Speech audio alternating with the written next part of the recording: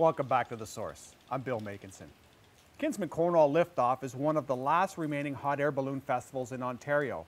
I talked to flight director Mary Marleau about her role at this year's event. Well, basically recruitment begins back in January, where I have to start contacting various pilots throughout Canada, United States, and abroad. And submissions eventually come in. Actually this year I had a full roster by approximately April 15th, which was kind of nice. So actually had a waiting list this year. And so from there on, then you have to start recruiting documents from these pilots that need to be submitted to Transport Canada.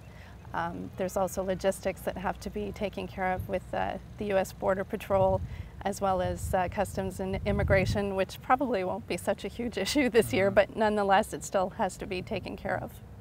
Now there's not too many festivals, balloon festivals, in North America these days. So a lot of the pilots look forward to coming here, or are they, like you say, you had a waiting list? Are they knocking on your door? You getting emails from them? Actually, yes, I am.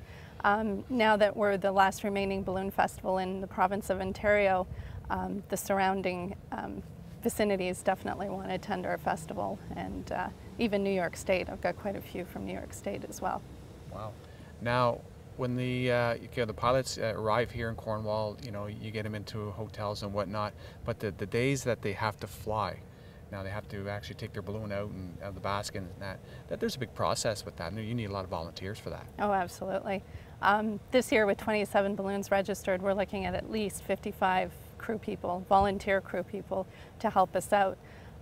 Yeah, it's a huge process, from meeting at NAV Canada at 5 a.m. to being on the launch site ready to go around 6:30, between 6:30 and 7:30 in the morning, and then the actual flight itself and taking the balloon out, getting it ready, flying, then packing it in and coming back for refueling. It's busy.